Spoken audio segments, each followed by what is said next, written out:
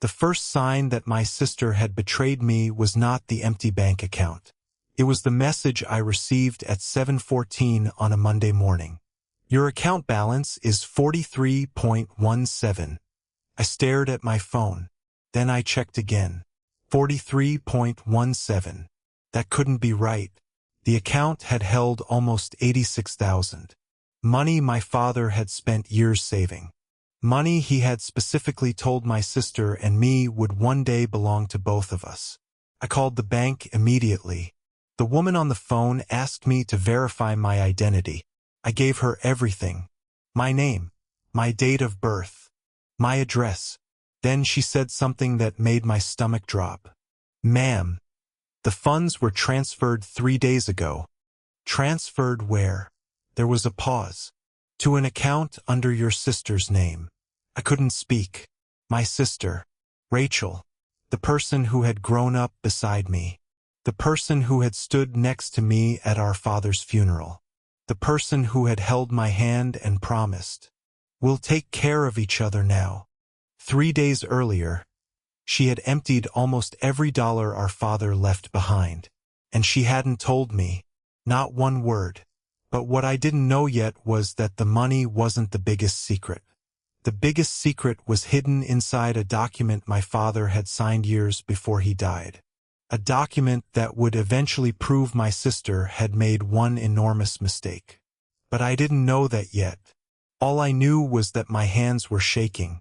I hung up the phone and immediately called Rachel. She didn't answer. I called again. Nothing. Again. Still nothing. Then I sent her a message. "Rachel, call me immediately. I know about the money." This time she responded. 3 minutes later. "Please don't make this harder than it already is." I read the message twice. What did that mean? I called her again. She answered. "Hello."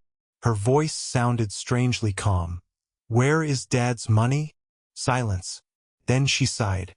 "I knew you'd find out." My heart sank. "You knew?" "Yes." "And you weren't going to tell me?" "I was going to." "When?" Another pause. "When everything was settled." "Settled?" I stood up from the kitchen table. "You transferred $86,000 out of our father's account without telling me." "It's not that simple." "It looks pretty simple to me." "Listen to me." "No. You listen to me." My voice was shaking now. "Dad left that money for both of us." Rachel became quiet. Then she said, "Dad didn't leave it for both of us." I froze. "What?" "He left instructions." "What instructions?" "I can't explain everything over the phone." "Then explain it in person." She didn't answer. "Rachel." Finally she said, "Come to my house tonight." "Why?" "Because there's something you need to see." The call ended. I sat there staring at my phone. Something I needed to see? If she had done nothing wrong, why was she acting like this? For the rest of the day, I couldn't concentrate. I kept thinking about Dad. He had been gone for almost 8 months. He was the kind of man who hated complicated paperwork. But when it came to money, he was extremely careful. He had always told us the same thing. Never argue over what you can divide fairly. I remembered those words because I had heard them hundreds of times. When Rachel and I were children, Dad would say it about everything. Piece of cake. Toy. Even the last orange in the kitchen. He believed fairness mattered. So why would he secretly give everything to Rachel? And if he hadn't, why had she taken it? At 6:30 that evening, I drove to Rachel's house. She was waiting for me. The moment I walked inside, I knew something was wrong. There were documents spread across her dining table. Bank statements, property records, old envelopes, and one thick brown folder. Pointed at it. "What is that?" Rachel didn't answer. Instead, she said, "Sit down." I remained standing. "I'm not sitting until you tell me what's going on." She looked exhausted. "I didn't steal Dad's money." "Then where did it go?" "Into an account I control." That doesn't answer my question. She looked at the folder. Dad told me to do it. I almost laughed. Dad died 8 months ago. I know. Then how exactly did he tell you? She pushed the brown folder toward me. Read it. I stared at the folder. There was a handwritten label on the front. Property Agreement, 2019. My father's handwriting. I picked it up. What's inside? Rachel looked directly into my eyes. Something Dad never told you. I opened the folder. The first page was a legal document. The second page was a list of assets. The third page contained my father's signature. And beside his signature was my name. I stopped. My name was written clearly on the document, but I had never seen it before. I looked at Rachel. What is this? She whispered. Dad didn't leave us the money. He left us something much bigger. I turned the page, and that's when I saw the sentence that changed everything. Neither daughter may withdraw, transfer, or sell the family funds without the written consent of the other. I looked up. Rachel's face had gone pale. You broke Dad's agreement. She shook her head. No. Then why did you transfer the money? She pointed toward the bottom of the page. Keep reading. I looked down. There was another paragraph. One I hadn't noticed. And when I read it, I realized my sister hadn't emptied our father's account because she wanted the money. She had emptied it because someone else was trying to take it first. I looked at the paragraph again. Then I read it a second time. And a third. My father's handwriting wasn't there anymore. This section had been typed.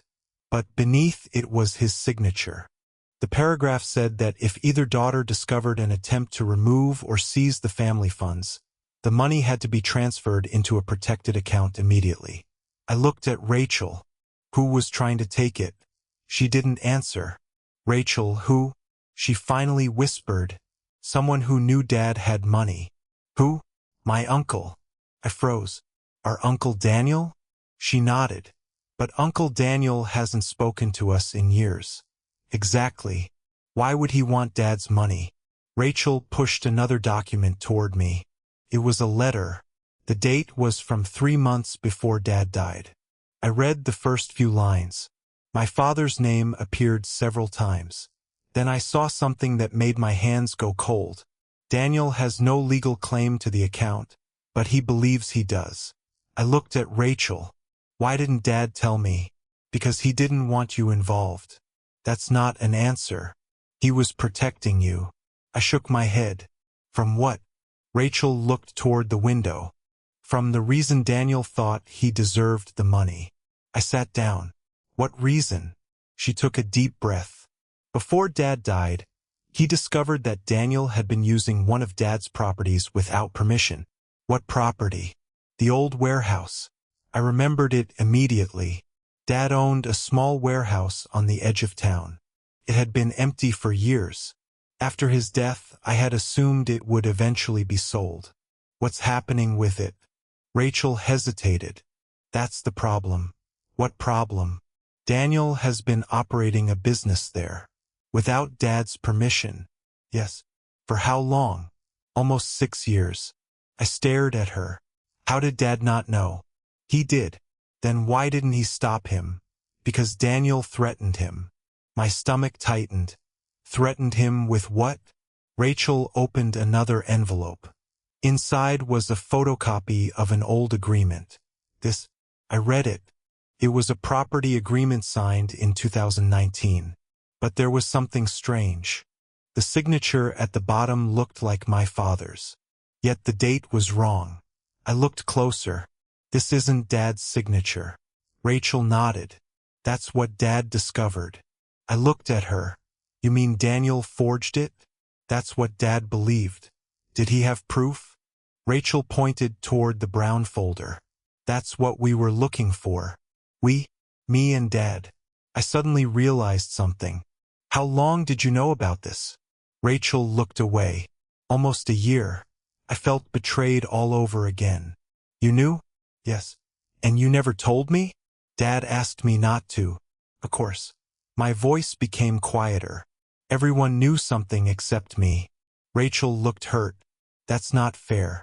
Neither was waking up with $43 in my account. She looked down. I know. For a moment, neither of us spoke.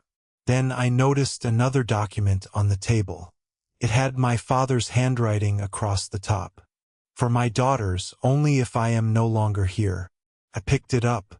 Rachel tried to stop me. Wait, why? Because Dad specifically said we should read it together. I looked at her. Then read it with me. She nodded. We opened the document. The first sentence was simple. If you are reading this, something has gone wrong. I felt a chill. Dad continued explaining that he had discovered someone had been attempting to gain control of his property. He didn't know how far the scheme went. He suspected Daniel. But he also suspected that Daniel wasn't working alone. I stopped reading. Not working alone? Rachel nodded. That's why I transferred the money. Because you thought someone else was going to take it? Yes. Who? We don't know. I continued reading. Dad had written that the family funds were connected to the warehouse property. If someone successfully claimed the warehouse through the forged agreement, they could potentially make a claim against the money associated with it. The money wasn't just savings. It was part of a larger property settlement. I looked at Rachel. Why didn't you tell me any of this? Because Dad wanted the agreement protected. You could have told me after he died. I tried. When? 3 days after the funeral. I stared at her. I don't remember that. You were grieving. Rachel's voice softened. You wouldn't even talk about finances. I looked down. She was right. After Dad's funeral, I couldn't even walk into his office without crying. Rachel had handled most of the paperwork. I had trusted her. And maybe that was exactly why this hurt so much. Because I hadn't realized how much she had been carrying. But there was still one thing I couldn't understand. If you were protecting the money, why didn't you tell the bank everything? I did. Then why did the bank allow the transfer? Rachel looked at me. They didn't. What? The money was transferred from the family account into a protected account. Under whose name? Rachel hesitated. Yours. I stared at her. My name? She nodded. The protected account belongs to both of us. I suddenly remembered the bank's words. The funds had been transferred. They had not disappeared. They had simply moved. I felt a strange mixture of relief and anger. You should have told me. I know. Before I thought you'd stolen everything. I know. Why didn't you? Rachel's eyes filled with tears. Because I was afraid you'd tell someone. Who? She looked at the door. Then whispered, Daniel. I turned toward the window. Car was parked across the street. Dark. Motionless. My heart began beating faster. Is that his car? Rachel didn't answer. I looked back at her. Rachel? She slowly shook her head. No. Then whose is it? She picked up her phone. I don't know. The car's headlights suddenly turned on. Rachel stood. Lock the door. I moved toward the window. Don't. Why? Because Dad warned me about this. She grabbed the folder. What did he warn you about? Rachel looked terrified. He said that if anyone ever came looking for the agreement. She stopped. What?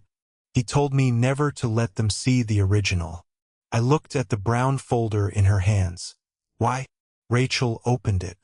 The original agreement was gone. Only the copies remained. She looked at me. I don't know. Then her phone rang. Unknown number. She answered. Hello? No one spoke. Then a man's voice quietly said, You moved the money. Good. Rachel froze. The voice continued. Now give me the original agreement. The call ended. I looked at my sister. Who was that? She didn't answer.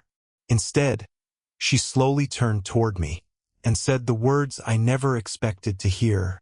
I think Dad knew this person was coming. Rachel's words stayed in the room. I think Dad knew this person was coming. I looked at the brown folder. Then where is the original agreement? I don't know. You said you had it. I thought I did. You thought? Rachel began searching through the folder. Page after page. Nothing. Then she checked the drawers. Still nothing. I could see the panic growing on her face. Maybe Dad moved it. Before he died? Possibly. Why would he hide it from us? Rachel stopped. Maybe he didn't hide it from us. She looked at me. Maybe he hid it from whoever was watching him. I remembered the strange phone call. The man's voice. You moved the money. Good. Whoever he was, he knew exactly what Rachel had done. And that meant someone had been watching the family account. I picked up Dad's letter again. There's something we're missing. What? Read this sentence. I pointed to a paragraph near the bottom. Rachel leaned closer. Dad had written, "The agreement must never remain with the property documents." I looked at her. The property documents. She nodded. They're still at Dad's old office. We both went silent. Dad's office had been locked since his death. I had never wanted to enter it. Too many memories. His desk. His old chair. The shelves full of documents. His reading glasses still sitting beside the lamp. But if the original agreement was there, we had to find it. We drove there together. The building looked exactly as I remembered it. Old, quiet, almost forgotten. Rachel unlocked the door. The smell of old paper filled the room. I looked around. For a moment, I wasn't thinking about the money. I was thinking about Dad. He used to sit at that desk every morning with a cup of coffee and 3 newspapers. I touched the chair. I miss him. Rachel nodded. Me too. Then she walked toward the filing cabinets. I opened Dad's desk. Inside were pens, receipts, old photographs, and several notebooks. Then I found something unusual. A small envelope. My name was written on it. I opened it. Inside was a single photograph. It showed Dad standing in front of the warehouse. But someone had written a date on the back. 2 days before he died. I looked at Rachel. Why was Dad at the warehouse? She didn't know. We searched the rest of the office. After almost an hour, Rachel suddenly called my name. Eleanor. I turned. She was standing beside an old bookshelf. There. Behind the books was a small metal box. We pulled it out. It was locked. I remembered the key Dad always kept on his desk. I searched through the drawers. Nothing. Then I remembered the photograph. On the back was a handwritten number. 1984. I tried the combination. The box opened. Inside was the original agreement. But it wasn't alone. There was another document underneath it. A bank statement. And 1 photograph. I picked up the photograph. My heart stopped. It showed Dad, Rachel, and another man, standing outside the warehouse. I recognized the man immediately. He was the same person who had been in an old photograph from Dad's office. Our Uncle Daniel. But that wasn't what shocked me. It was the date. The photograph had been taken 6 months before Dad died. I looked at Rachel. Why was Daniel meeting Dad? She shook her head. I don't know. I opened the second document. It was a handwritten note from Dad. Only 4 lines. Daniel is not the person you should fear. My hands went cold. Rachel read the next line aloud. He is only the person they want you to blame. We stared at each other. The third line said, the real danger is much closer to home. Then the final line, trust neither the account nor the person managing it.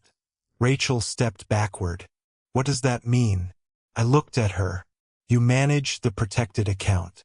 Her face changed. Eleanor, I shook my head. I'm not accusing you. But Dad specifically warned you about the person managing the account.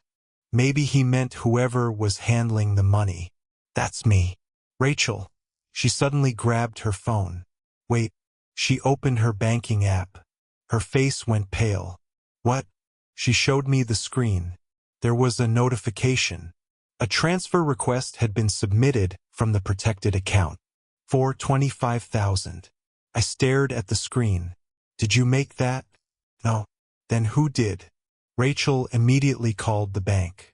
While she was speaking to them, I looked at the original agreement. Something was written on the final page. A small sentence in Dad's handwriting.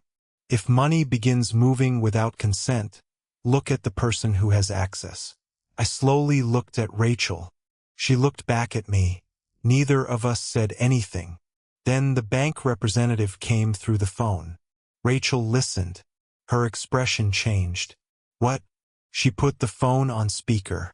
The bank representative said, "Ma'am, the transfer request was authorized using your security credentials."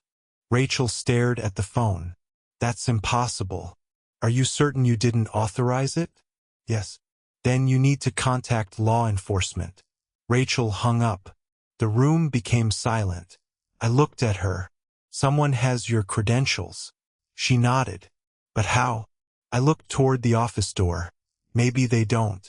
What do you mean? Maybe someone had access to Dad's records. Rachel slowly understood. The agreement. I nodded. Someone knew exactly where it was. She looked at the open metal box. Then at the office. Then toward the hallway. Suddenly we heard a sound outside. Footsteps. Rachel whispered, "Someone's here." We froze. The footsteps stopped outside the office. Then the door handle moved. Once, twice. I grabbed the original agreement. Rachel stepped beside me. The door opened slowly. A man stood in the doorway. It wasn't Daniel. It wasn't a stranger. It was someone I had seen before. Someone who had been at Dad's funeral. Someone who had offered us his condolences. Someone we had trusted completely. Rachel whispered his name. And suddenly, everything Dad had written made sense. Because the person standing in front of us was the one person neither of us had ever suspected. The man stood in the doorway. For several seconds, none of us moved. I knew his face. I had seen him at Dad's funeral. He had stood beside us, offered his condolences, and told us how much he admired our father. His name was Martin Cole, Dad's former financial advisor. Rachel whispered, "Martin, what are you doing here?" He looked at the open metal box, then at the agreement in my hand. "I was hoping you'd find it." I tightened my grip on the document. "You knew it was here?" Martin stepped into the room. "Your father told me." "Then why didn't you tell us?" "Because he asked me not to." Rachel shook her head. "Why?" Martin looked at her. "Because he knew someone was monitoring his accounts." I looked at the bank notification on Rachel's phone. "Was it you?" Martin's expression changed. "No." "Then who?" He closed the door behind him. "Someone inside the bank." Rachel stared at him. "What?" Martin explained that Dad had discovered suspicious activity months before his death. Someone had been trying to access the family accounts. But the person wasn't stealing money yet. They were gathering information, account numbers, property documents, signatures, anything that could eventually be used to move the money. Dad had become suspicious, so he created the secret agreement. He also created the protected account. And he told Martin to help him monitor everything. "But why didn't Dad tell us?" I asked. Martin looked at me. "Because he believed the less you knew, the safer you'd be." I looked down at the agreement. "Then why did he leave all these clues?" "Because he knew he might not be here when you needed them." Rachel suddenly asked, "What about Daniel?" Martin sighed. "Daniel was involved." My heart sank. So Dad was right. "Yes. But you said he wasn't the main person." "He wasn't." "Then who was?" Martin looked at Rachel. "Someone who knew exactly how your father's finances worked." Rachel's face went pale. "The bank employee?" Martin nodded. "Her name is Laura Bennett." I remembered the name. She was the bank representative who had handled Dad's accounts for years. Why would she do this? Money. Martin placed a folder on Dad's desk. She had access to confidential account information. He opened it. Inside were copies of transaction records. There were dozens. Some were from years earlier. Some were from just weeks before Dad died. I looked at one particular transaction. A large amount of money had been moved into an account belonging to a company I didn't recognize. What's this? That company is connected to Daniel. I looked at Rachel. So Daniel and Laura were working together? Martin nodded. But there was another person. Who? Martin didn't answer immediately. He looked at the original agreement. Your father believed there was someone inside the family helping them. The room went silent. Rachel looked at me. I looked at her. Neither of us spoke. Then Martin said, your father suspected someone had access to his private documents. I remembered something. Rachel handled his paperwork. She immediately looked at me. I know what you're thinking. I'm not accusing you.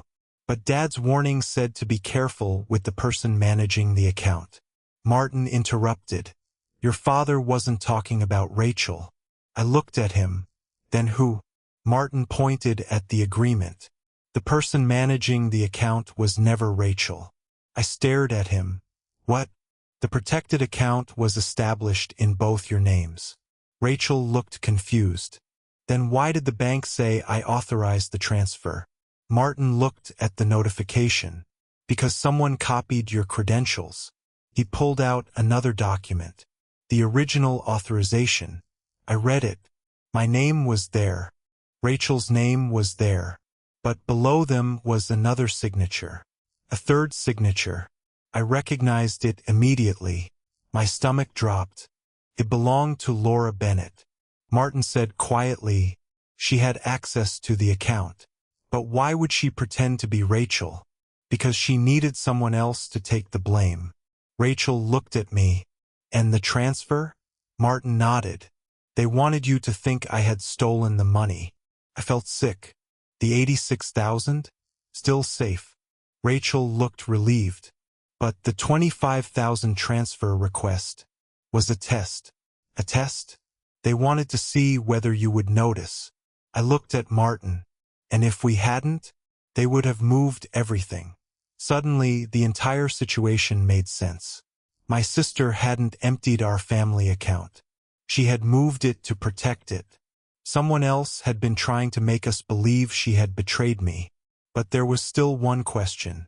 Why did the caller say, you moved the money? Good? Martin looked at me.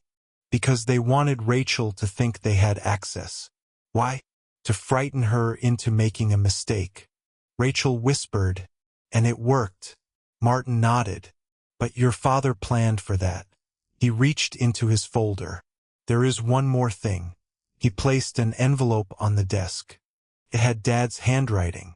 For my daughters, when they finally know the truth. I opened it. Inside was a letter. Dad explained everything. He knew Daniel had been trying to gain control of the warehouse. He knew Laura had been giving Daniel information, and he knew someone had access to his private records. But he couldn't prove everything before he died. So he created a plan. The family funds were protected. The original agreement was hidden, and the evidence was divided between several places. He wanted us to discover the truth ourselves. But the final sentence was the one that broke my heart. If you are reading this together, then the greatest danger has already passed. I stopped.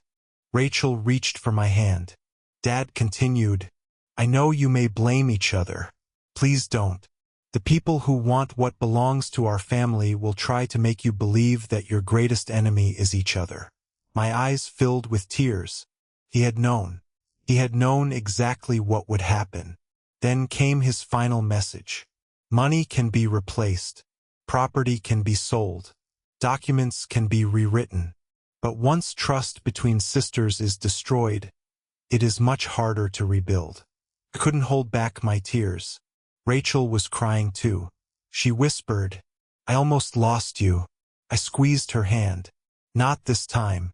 Martin closed the folder. The evidence is enough to expose what happened. Will they be arrested? If the investigation confirms everything, yes. A few weeks later, the bank completed its investigation. The fraudulent transfers were stopped. The family funds were secured. The forged property agreement was officially challenged. Daniel was forced to answer questions about the warehouse. Laura was removed from handling family accounts while the investigation continued. And most importantly, the truth was finally out. But there was one final thing I had to do. I returned to Dad's office alone. I sat in his chair. The same chair where he had spent so many mornings planning his business and worrying about his family. I placed the original agreement on the desk. Then I placed his final letter beside it. For months, I had believed my sister had betrayed me. I had imagined arguments, broken relationships, a family divided by money. But my father had understood something I hadn't. Sometimes people don't destroy families by taking their money. They destroy families by making them distrust each other. Rachel entered the room. She sat beside me. "I'm sorry," she said. "For what?" "For not telling you sooner." I looked at her. "I understand why you did it." She smiled through her tears. "And I'm sorry I doubted you." She shook her head. "Anyone would have." We sat there quietly. Then she asked, "What should we do with Dad's money?" I smiled. "Something he would have wanted." "What?" "We keep it together." She laughed softly. "That sounds complicated." "Probably will be. But we'll figure it out." I looked around the office one last time. My father had spent his final months protecting something he believed was more valuable than money. His family. And in the end, he was right. The money stayed safe. The property stayed in the family. The truth came out. But the greatest thing my father left behind wasn't the 86,000. It wasn't the warehouse. It wasn't the agreement. It was a final lesson. When someone tries to turn family against family, don't let them win. Because sometimes, the person standing beside you isn't your enemy. Sometimes they're the only person who has been fighting for you all along. And that was the truth I almost lost.